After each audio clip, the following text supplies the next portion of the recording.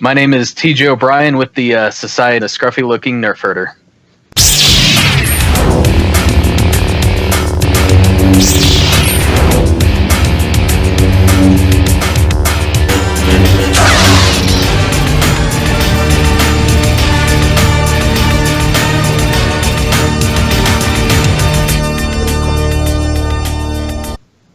Hello, folks. Welcome to the Infernal Brotherhood of the Scruffy Looking Nerf Herder. This is a live YouTube vidcast by Star Wars fans for Star Wars fans. And this month, we're going to be discussing Marvel's Star Wars Darth Vader Dark Lord of the Sith. This is a fun one. Like, truth be told, like, I fucking love comics. Because I just don't have the time, money, because my wife, she's fucking stupid. She wants me to pay bills and be responsible, so I can't go spend $100 a week on comics to keep up. Dude. So it's rare that I actually pick up new ones aside from Spawn, because this is one that I heard a lot about, and it was like, all right, fuck it, let's try this. Did it for you? Fuck yeah! This is honestly the most fun I've had with a Star Wars comic in years. Like, honestly, probably the last thing I read that I really enjoyed was the Crimson Guard series. That's how long ago that was. Jeez. Yeah, it's a fun one. Yeah, I'm a little amazed because this entire series has been heralded by everyone who's read it as the best Star Wars comic out there. But more than that, the best from the beginning. And I always thought that was interesting because we have so much Vader, or sort of Star Wars lexicon, that for this, Disney picked it back up again and arguably made Vader scary again. I mean, it's pretty amazing that now, 40 years after the antagonist, that we would finally have like this definitive scary guide of him through these. So I don't know. I found that pretty interesting.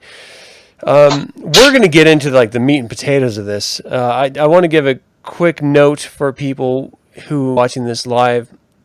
I don't know why, but I am getting like a slower bit rate right now. Strange. So I'm going to try to mess with that throughout the course of the conversation. So hopefully it doesn't drop out or anything. But I don't know. Is there anything you wanted to sort of talk about before into what this series meant for Vader? Sort of the some of the. Fuck, I don't even know where to start with highlights. Like, this is honest. Okay, so the collection of the Dark Lord of the Sith, it's 25 issue, the annual number 2 Darth Vader. There wasn't a scene stick out in each single book. 'Cause, I mean, at this point, I just wait for instead of trying to get every single fucking comic. So that's why we put this off for so long. We were originally actually going to talk about this last month, but I had to wait for the trade. And yeah, it was one of those ones that, I mean, 26 comics, that isn't shit. You can do that in an afternoon. I did it in an afternoon at work because I couldn't fucking put it down. Like, as soon as I got it, it's just like, as soon as I would finish one, I'm like, my artist, I hand it to him, I'm like, dude, you need to fucking read this. So he's one of those Jedi. He's digging it, so it's nice. Yeah, fuck, I don't know. I can't really just talk about just one thing. Well, what sort of always amazed me is that we felt like we already knew Vader. Like from the original trilogy, we knew him from the prequels. I feel like we really got to know him. Clone Wars.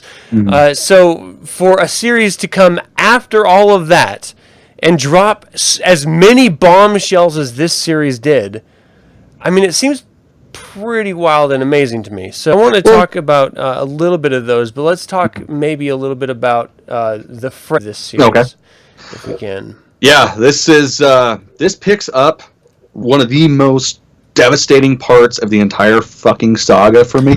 Yeah. This picks up right no. Like, that's seriously the opening of this, like, page 1. It's him coming off the table screaming no. And never in a million years did I think that I would not hate that as much as I used to. Like, because holy fuck, his wife's dead and he's sad. I get it. I probably would be too. Probably. I mean, I love my wife, but it depends on how she dies. She might have deserved it. I mean, to be fair.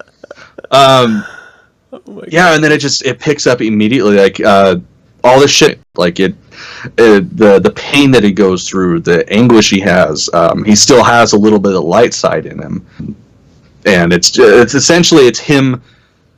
It's a journey of him, his whole darkness. It sounds like some sort of like teen novel, but it's about him embracing who he actually is and not who he thought he was. Yeah, this is essentially him. The final stages of him killing Anakin Skywalker and being just Darth Vader. He's more machine than man. Yes, he is, and holy fuck. Okay, so that's one thing. All right, we'll get into this shit, I'm sure. But talking about stuff that sticks out to me, that was it was right up front. I believe it was in like the third or fourth book in the series. Gets thrown off a fucking mountain and is destroyed, but takes a robot with him that tried to kill him. And as he's laying there like, ugh, shit, he fucking tears apart the robot and rebuilds himself. Yeah. And then goes and kills a fucking Jedi. That's not badass. I don't know what is. Yeah, I mean, to be fair, he played the Jedi's weaknesses against him, so it's not like he defeated him in a one-on-one combat type frame way. I say breaking a Jedi. But that's Vader's MO, right? Like that's how he defeated that Jedi, but also later that's kind of how he defeated Momin. He just crushed him with a rock. So here is not one-on-one combat, it seems, but when he's up against his go-to power is to get like a large flat structure to crush someone. You're right, Adam. He's just a complete pussy and bitch. That's not what I'm saying. That's what everybody does. Oh, I can't fight him. I'm fucking thing with my mind powers on him. But yes, that is definitely his MO. Right. I don't know. I wanted a little bit more, and that's knowing everything that he goes through in these series. In these different comics, I wanted like a visceral, carnal sense of who he was, because we got that taste of Vader when he was murdering younglings as his whole self. And so I get that he's strung all that in his head throughout this entire series. I would almost argue that he was Darth Vader when he killed the Sand People than when he killed the younglings. Because the Order, right. The Sand People, that was him just pure rage and revenge. Yep. That's true. I totally got that in this, especially because there's moments where he goes into meditation, and it's really him in his meditative state, like in his mind, because he's a whole really, like, every limb that he's lost, he still imagines that it's there, but it's just pure light. Everything else is just, like, pure muscle. Like, there's no skin, there's no form.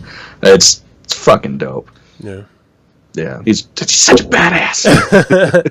He is, and for any hesitation wholly embracing this series, it's not for my lack of appreciation for him as a character, of my utter love for him as a imperfect antagonist. You know, when we were first introduced to him as kids, there was nothing behind execution. You know, he was the literal personification of like the Western executioner. He had a hood over his head, and he just did what the Empire wanted him to do. He never questioned it. You knew immediately he was the ultimate bad guy. And then resonance behind the mask, his reveal that Luke is his son, spoiler, and then... What? Yeah, I'm sorry. Fuck, I missed that part, I guess. I had to tell you. Figure it's time, 40 years after it aired. But this idea that he is a character that has depth. And then in Jedi, we actually get a sense that no, he can actually be redeemed. Like, he's not this lost cause. He's not this monstrosity. Like a father. He's a human being who's been tormented and terrible decisions, but who ultimately is redeemed by his own son. And that is such a powerful one. It changed the way you experience. This is where this comic comes into play, because it really does play on that sensibility that he is a victim of circumstance. That he's in, but not wholly.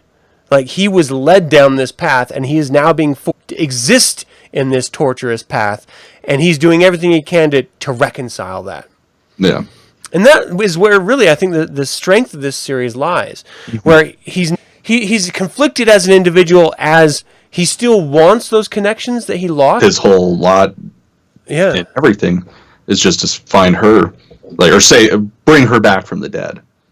But he's also very much an attack dog for the. I think it's a little bit funny. In the terms of the Sith, he knows nothing about the Sith, and yet into the role of the sort of attack dog that the apprentice of the Sith traditionally have. And I think we could have a pretty solid argument about Darth Sidious breaking away from the traditions inevitable that the apprentice would best the master and defeat him, and saying he could to prevent that from happening. Like, he didn't want his apprentice to take over. He wanted his apprentice to execute his command and to be in perpetual control of everything. And I think that if he had a traditional Sith master, they would have literally taught him everything. He would have become the most, and arguably been ruling the galaxy to this day because of it. It was because Sidious was so power hungry, more than every traditional Sith before him, and even his own master, that he didn't share his secrets with him. He didn't tell him anything about Sith alchemy, anything. And we knew that he was a practicing one from every Clone series, and alluded to in Revenge of the Sith, but also Star Wars Rebels heavily. We knew he was, and just steeped in this. He never shared any of that, like all of the other Sith masters before him. So that's true. why I think forgot about the alchemy. Vader is very much a different Sith beast, who had a much more tragic, and as tragic as any villain can have. He was a different case than everyone else. And I think that really the uncovering of this series is the realization of that. And culminated, maybe I'm getting way ahead of myself, but going into that final series of Fortress Vader, where Lord of the Sith Momin reveals his disdain for what the Sith have become. Everything. I did love that. Yeah.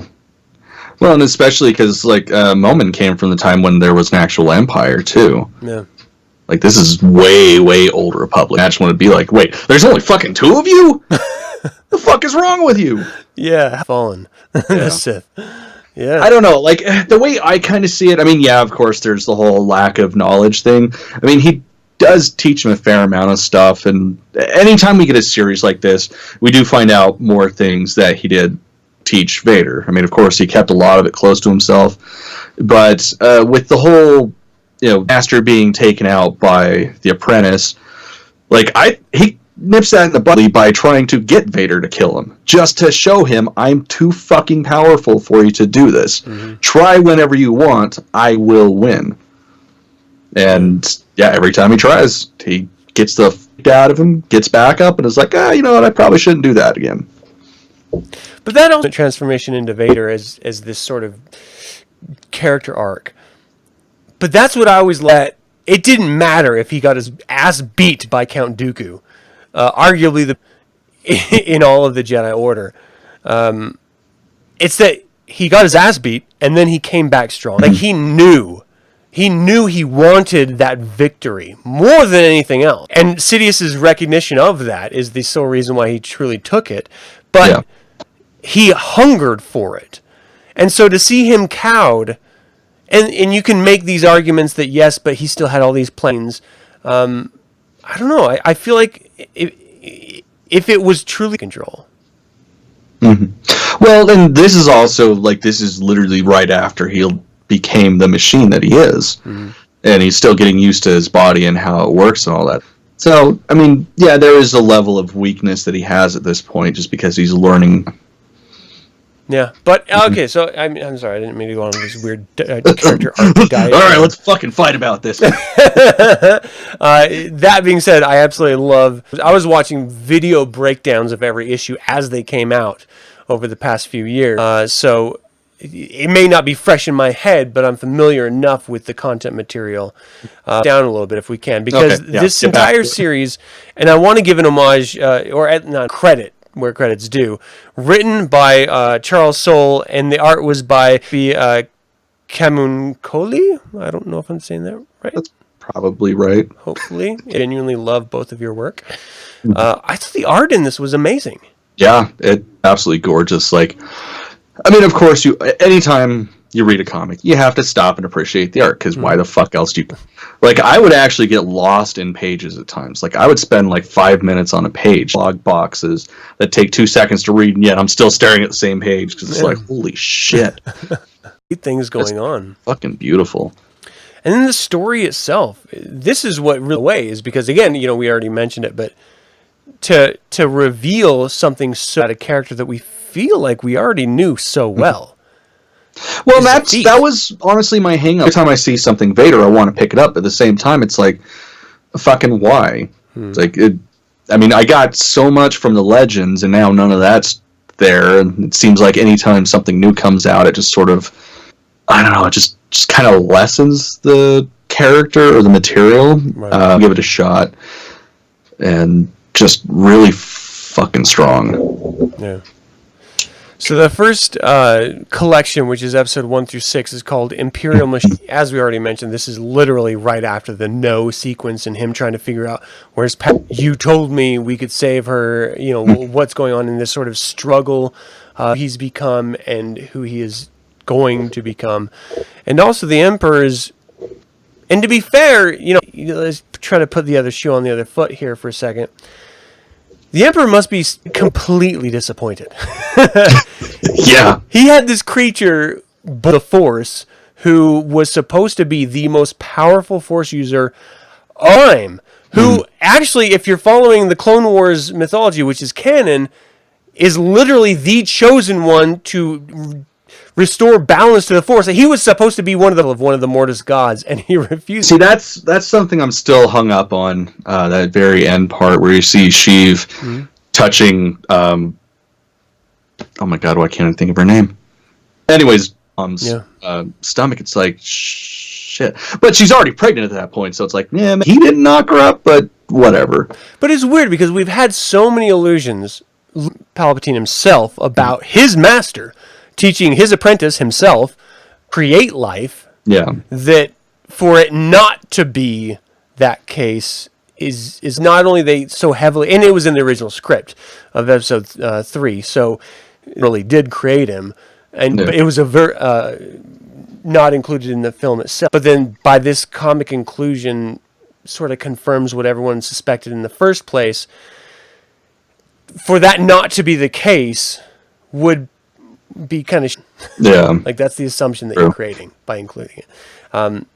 So anyway, a disappointment that he must be experiencing. Like, this was once the greatest being of all time in his lifetime and in his knowledge that he knows of, and his power diminished so significantly because of that.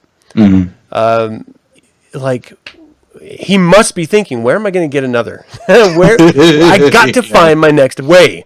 Because that must be part also why he challenged him, so why he forced him to fight and consider defeating him. Not just because of this Sith dichotomy that we already spoke to. He wanted that original power-hungry monster that he had helped create in there somewhere.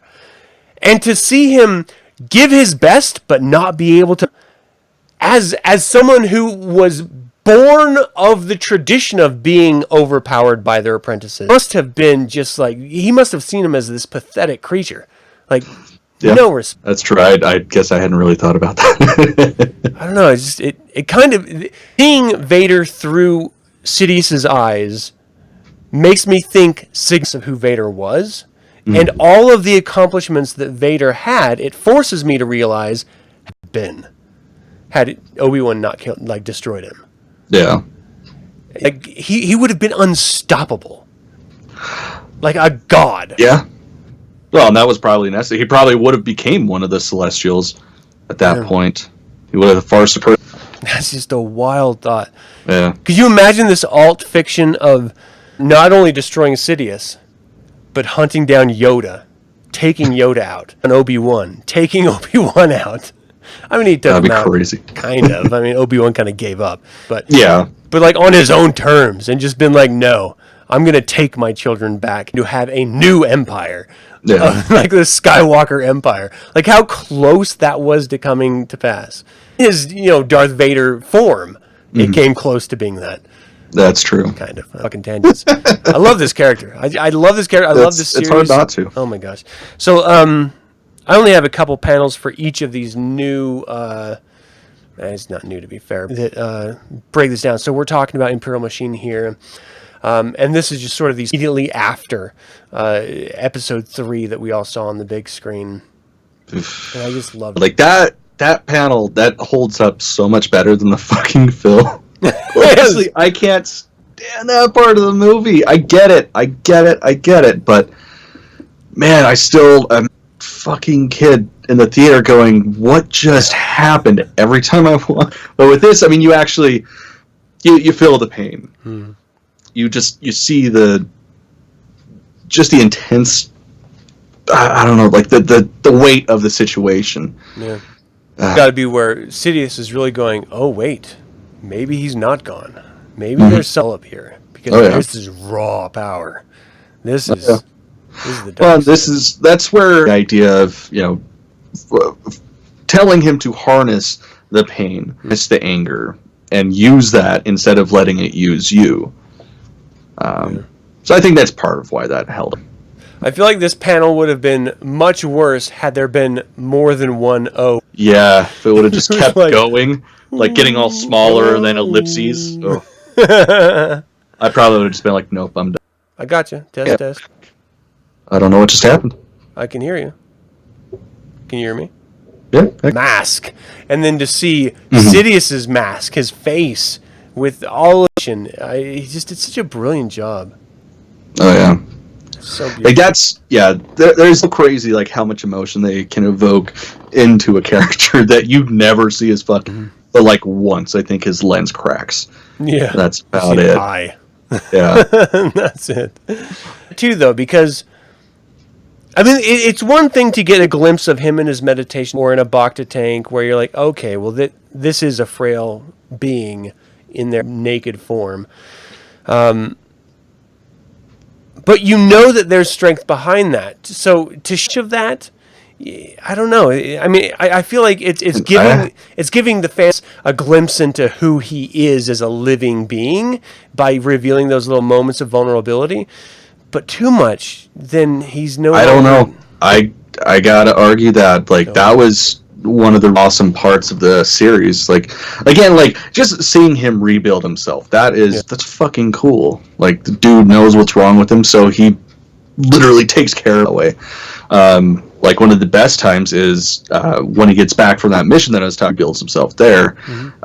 He's in the Bacta tank, and Sidious comes in and is talking to him about it's to rebuild you, in no time, and he just feels the hate here coming off of him from in the Bacta tank. And he's like, oh, never mind, I forgot you're an engineer. Okay, take care of it yourself. From the Bacta tank, hanging like this, he's rebuilding his parts. Like, I dug it. That's pretty badass. Okay. Yeah. I like the idea that he also has multiple suits. Like he's not just stuck in this way. Like he's continually trying to improve on himself. And if he didn't have that engineering background, would he have ended up being? Yeah. Well, it's funny too because that's like something like I don't know why I never thought about it, especially having my own costumes and shit, dicking with them to make it just that much better. And this dude literally builds protocol junk parts. Like, why wouldn't he rebuild himself? Yeah. Yeah. Got to be a lot of like struggle that you have to get through in your head to say, okay, I am now because of my best friend. Yeah. I am now stuck with modern bionics in order to be able to walk and manipulate life. And, you just live. How can I use my engineering background to deal with this loss, and how can I make this loss into a strength? Like, so many, like anyone would have just given up. Like, fucking kill me. It's not worth it. But Anakin, man, not Anakin. That's what's so cool about him. Okay, so the first one was a living entity that is no longer Anakin, dealing with the literal state of his body, but also hunting down and finding a Jedi in order to reclaim, in order to bleed it, in order to have his own lightsaber. Yeah, which, truth be told, I fucking hated that. When that became canon, that pissed me off so fucking much. Because you preferred like the synthetic idea? Yeah. Well, I mean, they literally, they created their own, ooh, you make it bleed and sad stuff and evil for sake of being evil. And then the crystal just turns. Oh my god, it bothered me so much. Like, actually seeing what he did to make the Kyber change, like, it was actually really fucking cool, and I'm okay with it at this point. Nice. Because it wasn't just, get a Kyber hate and pain into it. Like, I mean, that's what it was. But actually seeing him so much, and, I mean, there's, like, explosions and shit to do it. Like, it's fuck. Do you think we'll ever see that on the big screen? I doubt it. Why would they? I would love Nobody just cares, fan really. service. That would be such a brilliant. Yeah, that would, but it's not something that's necessary. It kind of seems like they only put the shit that they need on film in order to expand it in the comics, in the books, in the television shows. Where you can potentially just draw something the fuck out versus trying to cram up to 2-3 hours. Right. Because, I mean, your average Joe that only watches movies, they're not going, oh, okay, cool. Wait, there's crystals in those things? Yeah, they must think that it's just like it's like a button. You choose what color it shows, and you don't really think about it. But there is during move on a IP holder's part in order to a fundamental core of what it means to have a color of a lightsaber. Like, that was established for 40 years. It was synthetic crystals made by the Sith. They did it for always been. To then say, no, you have to steal someone else's crystal and then pour your hatred into it. Yeah. Yeah, which, I mean, on paper, it's funny, too, because, like, it bothered me or that. But, like, when you actually think about it, it's like, that's a lot fucking cooler. I mean, it's a lot more weight, like gravity, to what the crystal means. But then it also says, it makes this now, because I'm going to forget if I don't.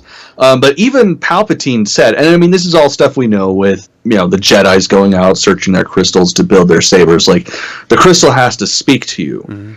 And that's why Palpatine had him, on the task force of going out and getting that managed to escape Order 66. Yeah, it was just so intense. What does that mean again about the other colors, right? Like, you're just pouring your... Well, the other colors, the natural colors, I believe. So how weird is that every other natural but red is not? Yeah, I don't get it. Well, especially for gray, too. Like, that's... Because, like, you get Ahsoka, like, hers is like straight white, right? Yeah. Like, how do you emotionally strip that? Like, the natural color of all crystals is white, and it's the Jedi that then, which is why you have someone like, oh my gosh, why can't I remember his name? Thank you, Mace Windu, who has a purple one. Like, so, I mean, everybody knows why that happened. Because Samuel Jackson's just a badass and was like, yeah, no, it's purple, man. Like, I get why the technical reason, but with the canon... No, he's just a badass. He can do whatever he wants. Are you going to tell him no? I mean, he's one of the best fucking sabersmiths of all. I mean, go ahead. Say no one more goddamn time. I dare you. I double dare you, motherfucker. Say no. Yeah. Legacies end about. This is an arc that is from episode or into 12. Do you want to break this down? Okay, so at this part, so Vader's already found somebody, killed somebody, rebuilt himself. Now he's being tasked with raiding the Jedi library to find a specific thing that he doesn't know anything about. Because, Palpatine's just like, oh yeah. Don't worry about it. Do what I say. It's just raid the fucking library. And then we come across... Jocasta Nu, which, if anybody's ever watched, she's in a fucking movie. She's the librarian. And holy shit. Like, just her, she's fucking dope. Yeah. Like, she is such a badass in this. Like, I'm so glad. Like, I don't think if they would have done a different, like, random Jedi, it would have had as much impact. But you get this little library lady that's just quiet and helps all the younglings. Yeah. Just fucking blasting fools with a fucking giant blaster. Like, so yeah, that's just basically Legacy's end. So did it ever reveal in this little annual what it was that Vader was actually looking for? Well, just basically they were trying to give the remnant Jedi, like their locations and stuff. And what they ended up coming across, the Grand Inquisitor, because he was there.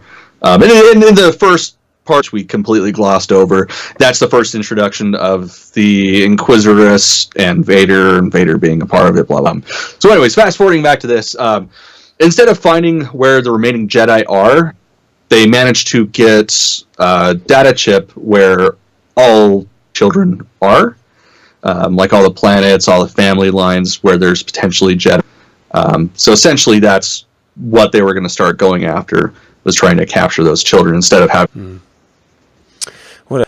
Jedi hunters, and you really get a sense of power dynamic that Vader has with this organization, with this group, which I always thought was first introduced the Inquisitorius in canon with Star Wars Rebels. You got this hint of one person, and then you got a hint of two other people, but they always called them numbers, how many there were. But this series really breaks that down pretty well for you, and you like to be an Inquisitor. Oh, yeah. Which I always thought was kind of interesting. You find out how fucking worked for Vader. Yeah. Like, he has a bad day. All right, everybody's losing a digit. Your hand will cut off your leg. I don't know what the fuck I'm going to cut off you, but I'm going to cut something off. Yeah. Well, why are you doing that? Because they need to learn. Learn loss, and they'll never forget it. Yeah. Brilliant, man. It's so hardcore. I mean, it was a price. You want to work with Astya. Yeah. Sometimes that's a limb. That's exactly what it was. You feel like you're weak? Let's take this from you. Let's see how weak you get and whether or not great. But we also get a first glimpse into what will last arc, and that's Momin's mask. Yep, we get the first reveal when after the daddy goes back to Palpatine, and they're walking through his gallery and stuff, and it's looking at different Sith artifacts and Jedi artifacts, and yeah, we get to that helmet, which is pretty brilliant. What is the chances that was the original reason, and the list of the children was just icing? Yeah, do you think it's the other way? That might have been it. Well, because that was relics that they stole from the Sith. Fuck, completely forgot about that. I do think it's important for everyone to realize who may not, like the Jedi Temple on Korra built over a Sith temple. So this is a leg that Sidious reclaimed. He didn't steal and corrupt. Like, he reclaimed it for what it actually was. Yeah. And there's a brilliant poetry behind that I don't think maybe people don't fully appreciate all the time, in that the Jedi literally built on the ruins of a Sith temple. Well, I mean, like the entire planet, like especially if you go back into Legends, I mean, Coruscant was a Sith pureblood planet, as a matter of fact. I did not know that. Mm-hmm. That's interesting. I just love that the irony in that. They build this center of peace and justice in the years, and yet it is the very place that they find themselves corrupted and going against their own order. To be fair, think about the Sith Empire. I mean, that lasted for, 4,000 years? Yeah. So, that makes sense. Yeah. Because that's the thing, like, the bad guys, they have to believe what they're doing is right. So, they're not really to themselves, just other people. Yeah. I mean, that's why everybody loves the Rebels. Yeah, when you look at the reality behind these stories, they tell a completely different story. For adults' eyes, they have a different meaning, which I always thought was interesting. Okay, so this annual, let's go here, is the Burning Seas. This is the one I know the least about. This is a fun one.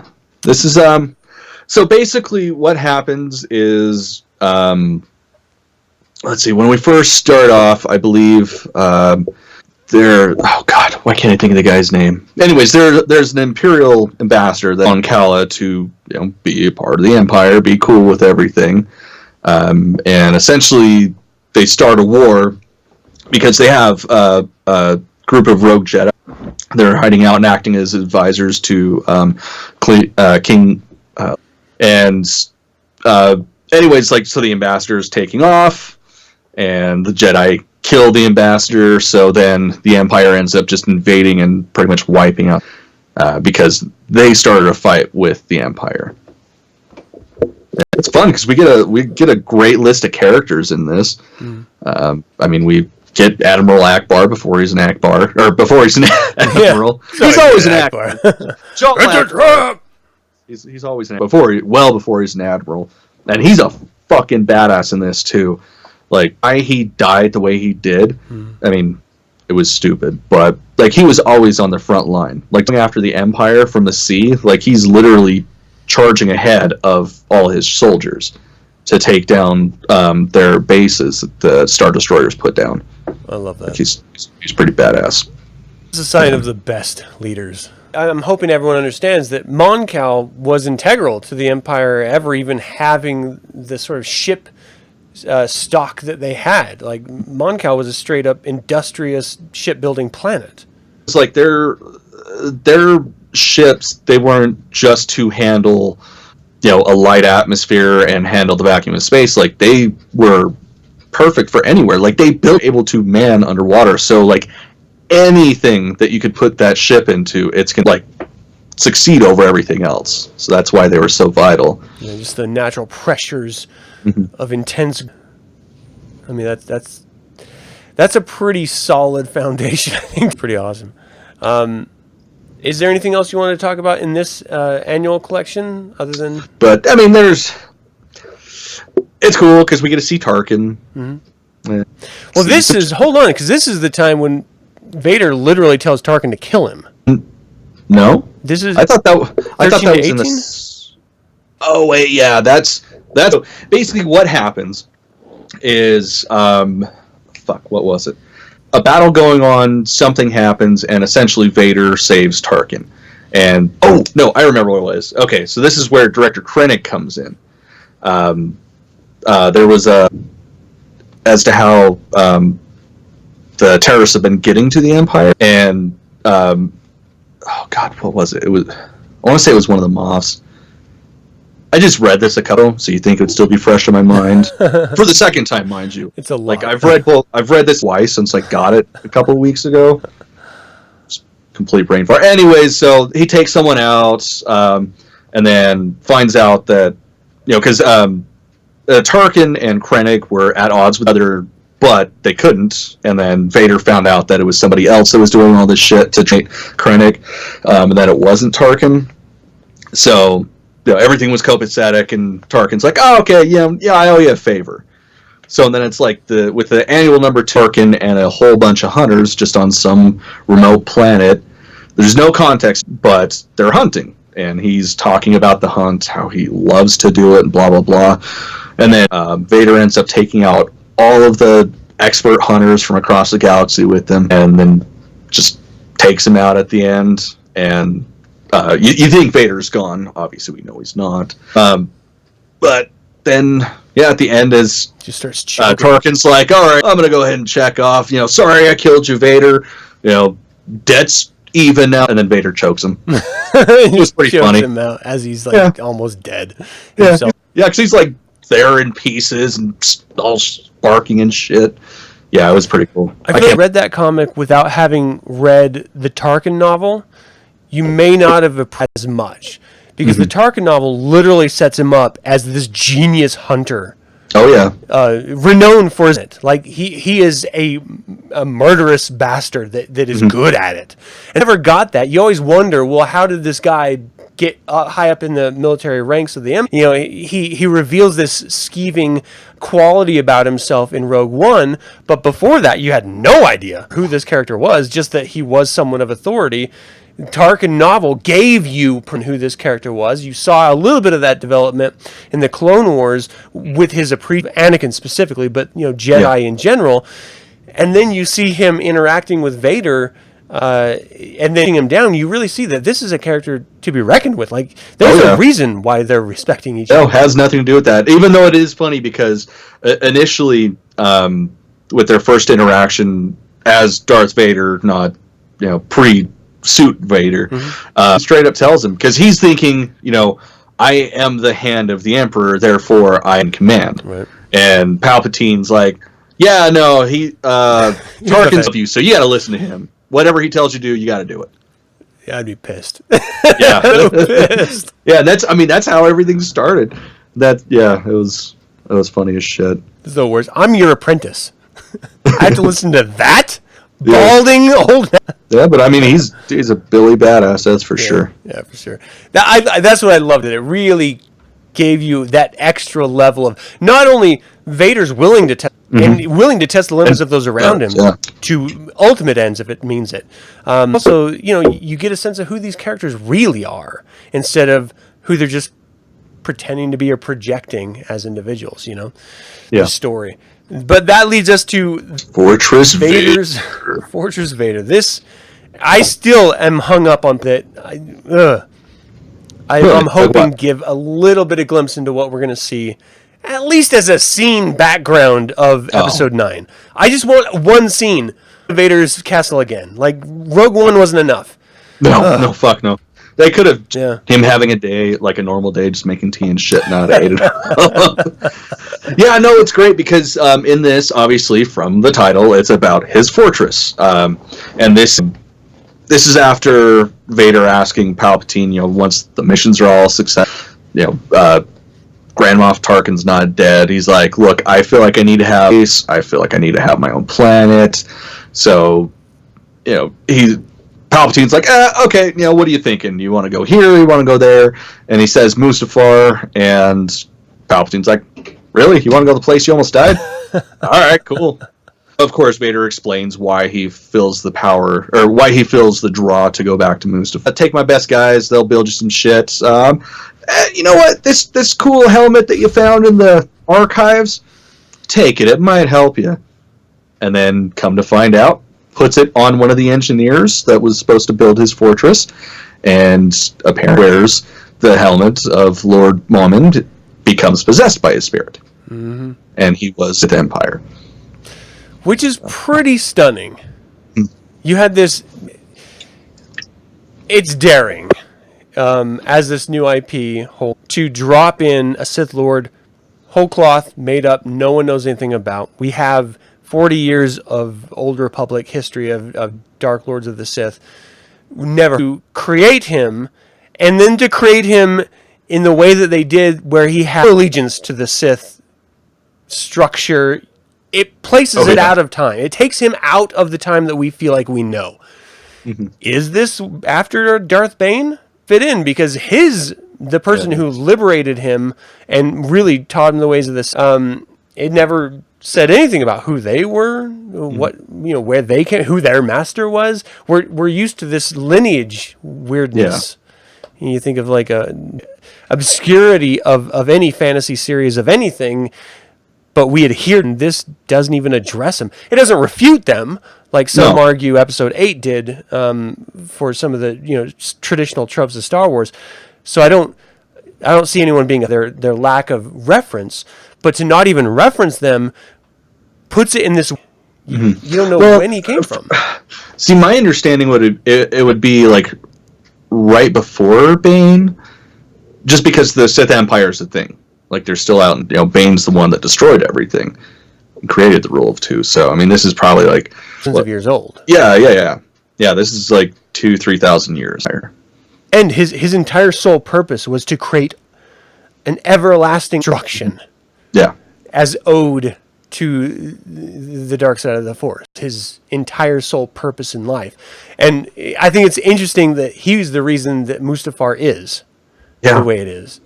He was how of the soul structure that we're aware of steps into this sort of ancient Sith cave space. Like there's clearly something down there that it was built on that calls back to the Sith tradition.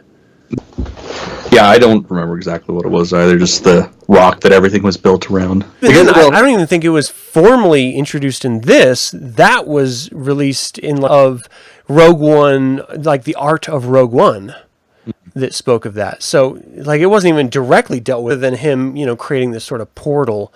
Mm-hmm. What did you? Can we talk about that stuff that this last series brings about? First of all, there's a whole civilization that we weren't aware of that won Mustafar. Like, that was a little weird. That was strange. Like, why are they all helmets and gas masks? If they're native beings to that planet, they should be able to handle that, you would imagine. Right. Whatever, that's a whole fucking tirade right there. Weird dystopia of people who originally lived there thousands and thousands of years ago, but just never learned to adapt. I don't know. I guess it's like Mad Max or move. Yeah. Something.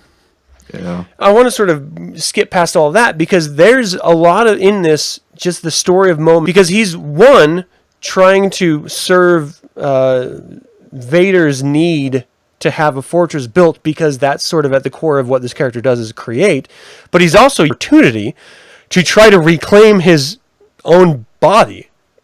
And up until this point, I honestly think that the castle was secondary. I mean, aside from the fact that he loves to create shit, like that sole purpose is to build a monument to the dark side that the literal being of the dark side is going to appreciate him. And it was just a happy byproduct that, hey, this guy needs castle, cool. So I'm going to build a secret portal. Yeah. But that idea, because the only people that we know who have gotten there are Qui-Gon Jinn, Obi-Wan, and finally Vader through his son. And that's if no one has been able to do it. We know the Sith have been able to prolong their existence in sort of forms tied to artifacts, but there was never their full sense of attached to it, except for Momin. Yeah, this is the first time. Like, he did what every Sith has always tried to do, and that is live forever. And he did it up until he fucked with Vader. But, to his credit, for multitudes of years, he did it through his helmet. And then he reclaimed his corporal body through the dark side of the Force. Yeah, turned it into a physical thing. That's huge! Like a bombshell! Like, not even the Jedi could do that! Nope. That's insane! And sort of brushing it off, okay, well, it's an allegory for Darth Vader to get over the hang-up of... Oh! Motherfucker, stop and just breathe for a second! Yeah. They just made it so any Darksider could, in their physical forms. Now there is an everlasting monument allowing it to take place. What is ever to stop Plagueis from coming back? What is to stop Sidious, the most powerful dark side user of all known time that we know so far of? So 9. That's fucking with me today. God, I know it's not mine. I've got a hardwired line. No, I think it is mine today. It's definitely mine. It's sort of fluctuating, and I don't understand it. Okay. But yes, I agree with everything that you... It blows my mind, and yet they're supposed to be the most conniving, smart, beings. I don't know that. Do you think they're going to use that as a plot arc at all in Episode 9? We hope so. Like with all the buildup they're making about this castle and all that shit, like, I fucking hope so. I mean, okay, and especially if we look at it from like, I can totally hear you. I'm sorry, this is happening. Oh shit! Well, I'm sorry. I guess I could have kept talking. I don't know. I really hope it's a thing. I really think it should be, especially with the interaction we get with Yoda. Like, it doesn't seem like that big of a deal, him being able to create lightning to a tree. Right. But that is a corporeal being interacting with the physical environment. Like, it just... Fuck, they have to explore that more. It's huge. Otherwise, it's stupid. Like, I mean, and I understand it's different writers coming in to create their own stories, and so they sort of the boundaries of the existing structures that are there in order to tell those stories, but to not build off of them would be kind of insane. Like, that's the whole point of having a story, is that you build on before it. Yeah. So if you're going to show Yoda as manipulating the static electricity in the air in order to create lightning, then you must allow state of that. This realization that you can manifest control of the real even after you're dead. Yeah. And to only leave that on the Jedi side and not even consider it on the Sith side after you've already shown that it is something that is real and can happen in the Darth Vader comic, it's just a lost opportunity. I don't know. Would it foreshadow the entire series if Sidious came back? Like, holy fuck, like, Sidious, oh my gosh, like, how do you deal with that? Probably. I mean, that's how the galaxy ends. He finds his way back. The name of Episode 9 is Galaxy's End. Sidious is back. Oh, that'd be great. Pathetic. Jedi. He just comes back, snap, everybody dies because he like yeah, he comes back with Thanos. This is my new apprentice. I mean, we could see that crossover. Who knows? Oh, I would cry so bad for days. Yeah, I don't know how I feel about. Okay, so as a way of sort of wrapping this up, because we've been going for an hour here, what are the downsides of this entire collection? Honestly, yeah, not a fucking thing. Like I said, I have such a hard time with Star Wars comics because most of the time, I don't know, with the novels, you don't feel like they're catering to everyone. Mm-hmm. Like, feels like this very well could be an adult novel that just so happened, especially with the time frame and the humor that Vader has in Rogue One. Like, I really thought there would be a lot of really bad in this, which, I mean, I'm always a fan of puns. Anyway, that's not as fucking stupid. But no, I really don't have any complaints about this. I mean, shit, like I said, I've read it, I've only had them a couple of weeks. And learn new things about them. And not in a way that says anything we already knew, but instead builds upon it. Oh, yeah. Like, that's a tall order. Mm-hmm. And I think Charles Soule did a brilliant job of it. I'm really looking forward to what he does next. Yeah, I'm definitely on board with whatever he writes. So going just quickly with the leap that this series gave us into our understanding of Darth Vader. Oh, my phone is like thinking I'm talking to it. Do you think it was like record that if they revisited this, say, between Star Wars and Empire, if they did another series like this as a sort of little window, is there more that we could learn? Or do you think we pretty much have on lock now who Vader is? No. This is one of those that as much as we know about, like, every time we learn more shit about him, we learn that there's even more shit that we don't know about him. Mm. Because really, especially from films, at least the original trilogy, like, he's always there. He's a menacing figure, but there's nothing more than that. At the end, that, oh, Anakin Skywalker, he's redeemed, blah, blah, blah. But there's just so far they can take him. Mm. Yeah, I don't know if we would learn anything else about him. Like, truth be told, with this, we really don't. I mean, we get an insight into his early days as the dark side, how he learns to push out the last little bit of the light side. Like, the finale of this, where he finds Padme, and then it's like, whatever, screw you, chick. And then just takes off. Like, you watch, because, like, the metaphor of leaving him is in his meditative state. Again, he's looking, but there's always, like, little light butterflies floating around him. Mm-hmm. And on his way out, those are all gone. Those are all in the background right as he walks back through the portal and comes back. So, yeah, it's shit we don't really... I don't know how to put it, but there's more we can learn, but it's nothing that's really going to change the character. Right. But I don't care. Yeah. I'll fucking eat it up. I'm very interested to explore Vader in other forms, whether it's more comics or whether a series on TV, like a 8 episode, or whether it's a full-on film about Vader himself. I will never grow tired of learning this. It seems like, though there are elements that I'm unhappy with about over, I'm thrilled about this. Like, there's one thing that I've been unhappy about before.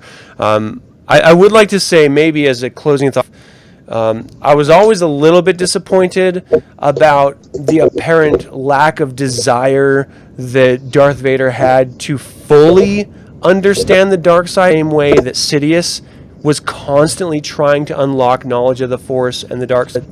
Luke is the exact same way. He was on this mission, though we never got to see it, to understand the complexities of the Force and go through these, even in the multifaceted, what it meant to have this dichotomy of light and dark and power. Yeah. And so I was a little always bummed that Vader, who arguably is the second most powerful being in all of the Galactic Empire timeline never really cared much about that aspect of it, which kind of blew my mind.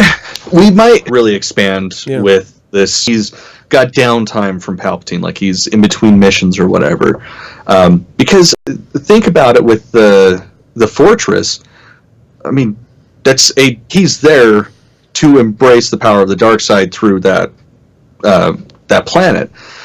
Who's to say he's not trying his own spells or trying his own conjurings and what? Because going in there and communing with past Dark Lords. Yeah, because we know, yes, we see him smash down the tablets to kill Momin, but they're not destroyed. They're just laying down top of a corpse. So who's to say he didn't put it back into place? And then how Momin opened the fucking portal. You just inspired a thought here. Let me explore this for just a second. What if Vader's communing with the dark side of the Force through the Nexus beneath his cap is what allowed Plagueis' spirit to be released back into the game? And that is where the crux of Snoke began. Saw the rise and fall of the Empire because he was ever present in the dark side of the Force. But he was released through Vader's temple of this being called Snoke. But after Snoke's body was destroyed, he inhabited being from the outer rim of the galaxy, the Knights of Ren found and brought back, and they're the main protagonist. I would lose my mind! Oh my gosh! Yeah, I would take back every bad thing I've said about the series up until now. Except the Canto Bite thing. I'm not... yeah. I don't know. Like, I've got the book. I look at it all the time like, fuck, is it time to read that? No. Not yet, man. It's still fresh. No, but yeah, that would... I'd lose my... That would be a brilliant way. There's so many narrative opportunities, something like that, that I just want to see it built on. I want to see it explored. We've seen this sort of Jedi command in the prequels, their sort of control of the Empire. We've seen the sole control of the Sith in the original trilogy. I'd like to see a little bit of the conniving behind the scenes type stuff. I think that would be a brilliant way to expand on the mythology and really give a scope. Because we've seen the light side power. They've lived through death on the big screen, and we've seen it in every... Why not give us a taste that the dark side can do it too? You've done it in the comics. Let's do it on the big screen. Well, arguably, the dark side's more powerful anyways. Because they're all about the power. I would lose my mind. That would be the greatest. Oh, yeah. I don't think they'll do it, but I would love to see it. No, probably not, but could you imagine, just amidst the battle going on, you get a fly-in view of Vader's castle, they come into the hangar, you go down into the basement where the Nexus is, you see it, and you see a Mun just walk out. Fuck. Like, that'd be some shit. Just a Mun comes out, fucking face mask, and just... Yeah, I'd come all over the audience. 9/10 of the audience would be like, "Who the fuck is that?" But the 1/10, the new, holy shit! Audible gasps. That'd be brilliant. All right, well, we're gonna have to. Great episode, man. Yeah. I love this stuff so much. This was a fun one.